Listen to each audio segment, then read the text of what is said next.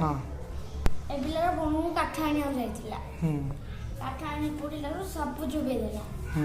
ପ୍ରଥମେ ଆଗେ ଆମେ ଆକୁ ଡେଟଲରେ ଭଲ ଭାବରେ ପୋଛିଦେବା। ତାପରେ ଗୋଟେ କପଡ଼ାକୁ ଧରିବା, ଟାଇଟ୍ରେ ବାନ୍ଧିବା। ଉପରକୁ ସାପ କାମୁଡ଼ିଥିବା ଉପରକୁ ଟାଇଟ୍ରେ ବାନ୍ଧିବା।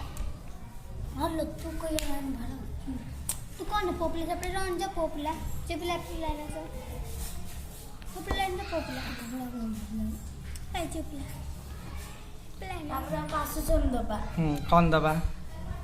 ତୁ ତ ଏତେ ବିଷ ଫଳ ଖାଉଛୁ, ତା ସହିତ କିଛି ନାହିଁ। ସାପଟା କାମୁଡ଼ି ଦେଲେ ତତେ କ'ଣ ହବ? ଆସୁଚନ ଦେବା।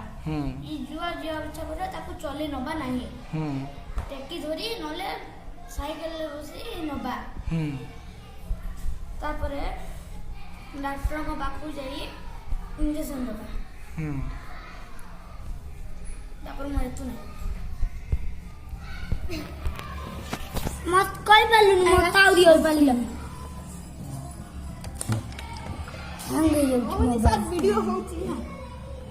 ମୁଁ କାଟି ଦେଇଛି ସେଟା।